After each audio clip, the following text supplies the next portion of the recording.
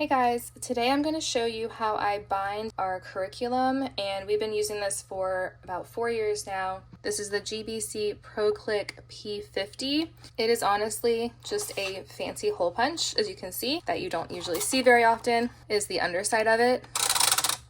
You can see it literally hole punches as you move this. And I'm also going to show you up close here. See standard and oversized. So standard, you're going to want it to be in that lower position on the top and the bottom, and then oversized would be right there. If you do something like laminate, that will kind of go in the oversized area just a little bit, and I just kind of make sure it's even, not all the way to the bottom or all the way to the top. I kind of even it out with the paper itself, and then I hole punch that.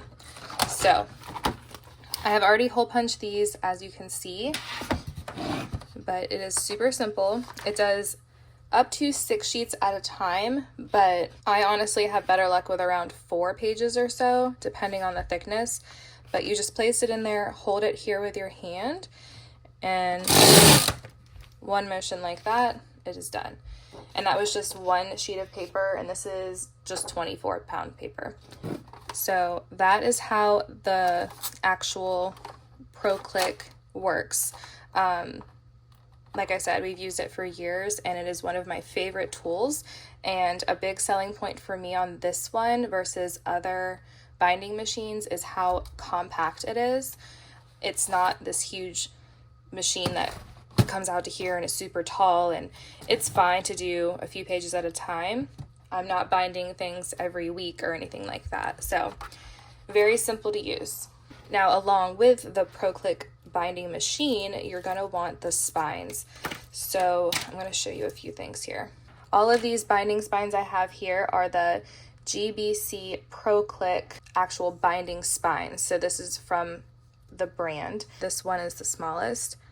This one is 5/16 diameter, so 5/16 of an inch, and it holds 45 sheets. So you can see how tiny that is. I don't use that one very often, but I have. And then this is the 1/2 inch diameter, and this one holds up to 85 sheets. That clicks in. And that's how that works. You can do it just like that with your fingers, or there is a tool. I'll show you that in a second. And then this one is the 5/8 inch. This is the largest ProClick spine that they make, and I actually had to get this one in, I think it was a pack of 100, but this is the 5/8 inch. It holds 110 sheets. I had been using this, since I also had so many of them, to bind our curriculum by units. You can also take these off and reuse them. Nothing happens to them. They're not like permanently attached to your documents or anything like that. So this is what it looks like just open, and then this is what it looks like all together. And another cool thing, I had some pages that were actually done landscape, so I used the same spines and I just cut them. So I cut just the end here where I wanted them to stop, or the holes to stop, and we actually used this past year for our math curriculum because it was landscape. So you can also reuse these, and you can easily use the tool. This comes with them. It's called the zip tool, and you can literally separate all the pieces at once, or this is actually made for a smaller one. This is made for the larger one. You can see the size difference. It's like, hey, that's not gonna work. So they come with the different size spines. So this is for the larger one, obviously, and you just feed it through here. I always get it started, like the first couple, and then it just pulls through and attaches all of the little clips for you. So super simple, flexible, really easy to work with, and I've been using that for years. All the assorted sizes, and honestly I rarely use the zip tool. 16 millimeters and 5/8 right there. So it shows you what size it needs to be used with. I usually will just pull it apart by hand and press it together by hand just because it's faster than me figuring out which tool I need because I have so many sizes. It's super easy to work with, and when I do print our curriculum, I use my Epson Ecotank. I have the 3850. I did upgrade this year and I love it.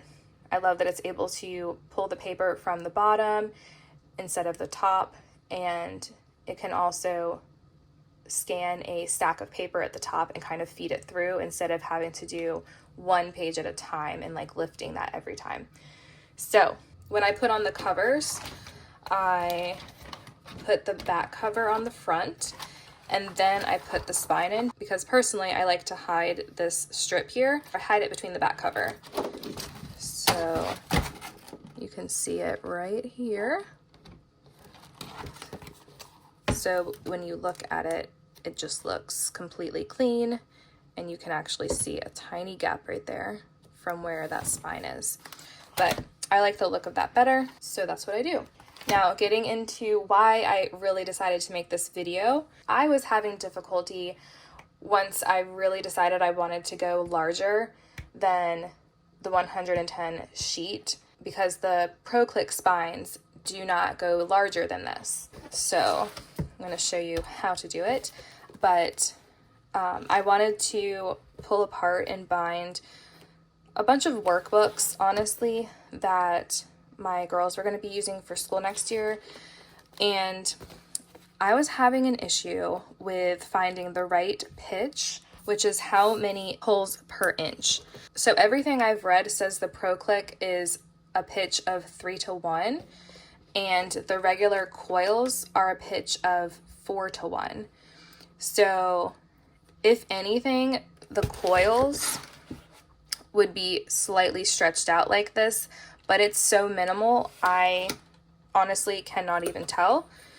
So this has been perfect, but you can see it, to me, it looks like it's a 4:1 pitch, but maybe not. I would say the pitch is 4:1 just by my measurement, but you guys can be the judge. That is what pitch means. I actually went through and I cut apart the binding. So I used this little craft knife and I just went ahead and cut apart the binding. Most of the time I was able to use this knife because I was able to cut down the side of the workbook, and if it was too sticky or I couldn't pull sections of pages out, I don't know how many pages I did, maybe like 10 at a time or so, and I was pulling the pages out, I just used a hairdryer to warm up the glue, and that helped. And then most of it was still just cutting away with this. Then I was able to use the cutter here and just line it up. I was basically able to even it up and cut off the extra pieces of glue on the edge, and it really didn't cut into the book very much. So that was great, a lot easier than having a large workbook and having to like push and hold it open or put a little tab on it. I'm easily able to like leave it open, and this is what we're going to be working on type of thing. So a lot easier than having a large workbook that you're trying to like physically hold open. And they do, it might not even be this workbook. There are some workbooks that you can buy them already spiral bound, but it's like 3 times the price, which is crazy. So it's a little time consuming the first time you do it, but it's easier after you do it a few times.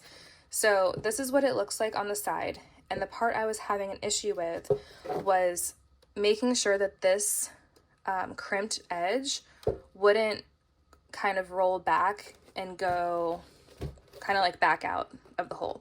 You can see here I doubled it up in the hole, and then it's not going anywhere. And same thing here. I doubled it up and it's not going anywhere. If I didn't have it doubled up like that, it was still trying to back out of the hole, even with it bent as much as it is, and it was driving me crazy. So I leave a little bit of space on the top and the bottom, and I'm going to show you on this one how I do that with the coil cutting and crimping pliers. Okay, so this is what they look like, can see there's a red dot at the top and nothing on the back, and you can see the shape that they make. So one side will cut, which is here, and the other side will crimp, which is here. So the crimping side is the red side. This answer key for level 4 is actually not available to purchase. You actually do have to print it, and of course I had to wait till we got a new printer, and I printed this one. Might as well add this in here. So this is the printer paper I use. It's the HP Premium 24. It's 24-pound paper. It's the same paper I showed you in the beginning, how to use the ProClick and punch holes in it.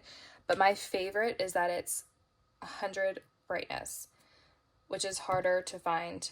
And when you see 100 brightness next to something that's not that bright, it looks yellow and it drives me crazy. So this is double-sided because it's actually an answer key for the workshop and the course book, which I will get into that in my curriculum video. There's a lot of pages here.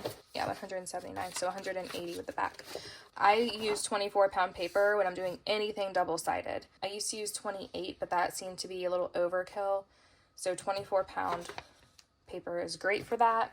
And then my favorite paper is this. Not regular paper, this is definitely cardstock. But again, it's 100 brightness, and this is 80-pound paper.